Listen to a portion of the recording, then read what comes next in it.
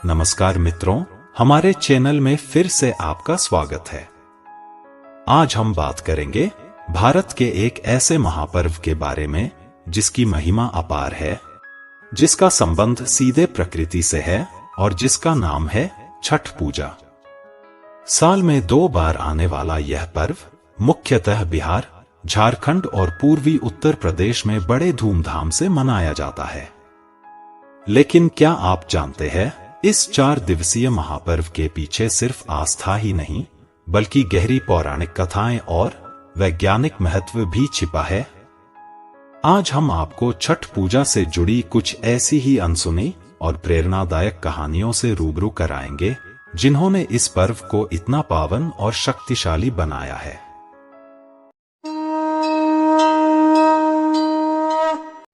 छठ पूजा सूर्य भगवान और छठ माता को समर्पित एक पवित्र कथा है।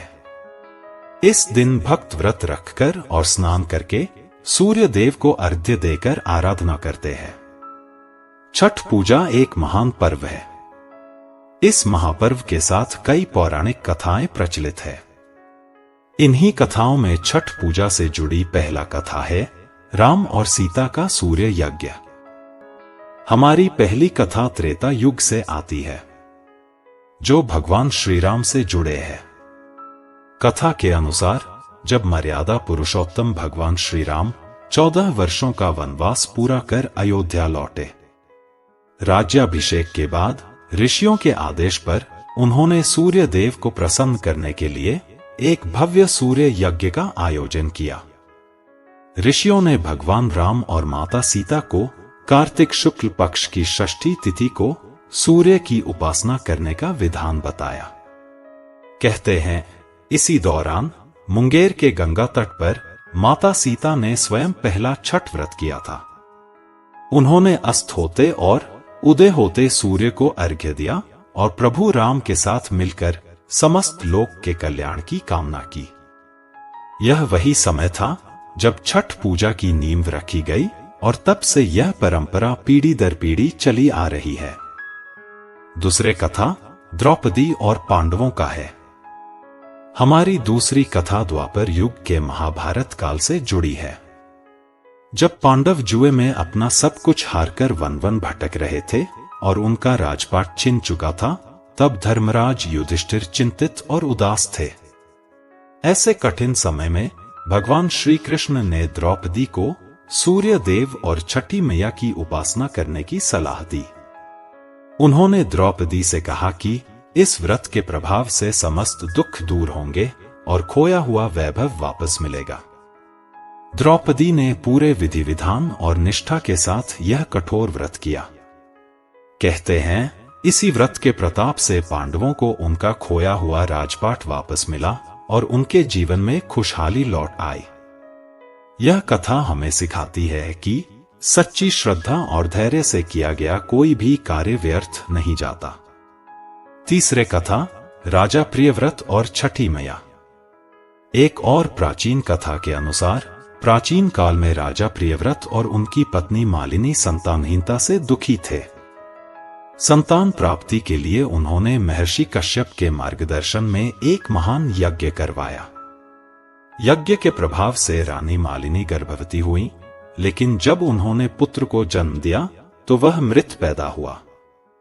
राजा रानी का दुख देखकर आकाश से एक दिव्य देवी प्रकट हुई।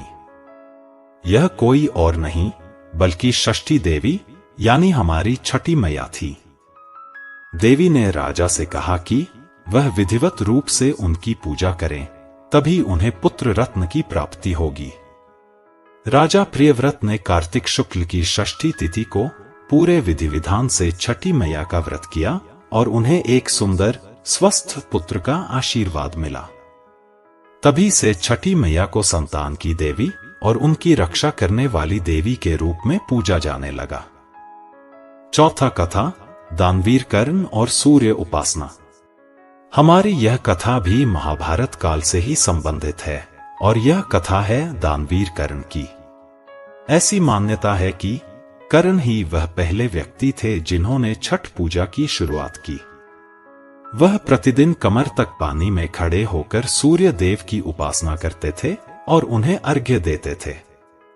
सूर्य देव की कृपा से ही कर्ण को अतुलनीय शक्ति, पराक्रम और दानवीरता का वरदान मिला था। वह एक महान योद्धा बने और अपनी दानशीलता के लिए विख्यात हुए।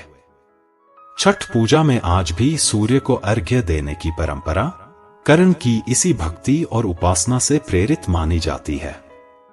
छठ पूजा की पांचवी और अंतिम कहानी ऐसी है। एक बार धरती पर अन्न और पानी की कमी हो गई थी। इस कारण से सभी लोगों के जीवन गरीबी और दुखमय हो गया था। भूख प्यास से लोग मर रहे थे। तभी लोगों की मदद करने के लिए छठ माता प्रकट हुई और उन्होंने अपने भक्तों को सच्चे मन से पूजा करने का संदेश दिया। माता की आदेश पर सभी लोग छठ माता की पूजा करने लगे। तब छठ माता की कृपा से धरती पर फिर से वर्षा शुरू हुई। सूखे मिट्टी पर हरे भरे खेत लहराने लगी। लोगों के सुख समृद्धि और स्वास्थ्य लौट आए। सभी एक खुशहाल जीवन जीने लगे।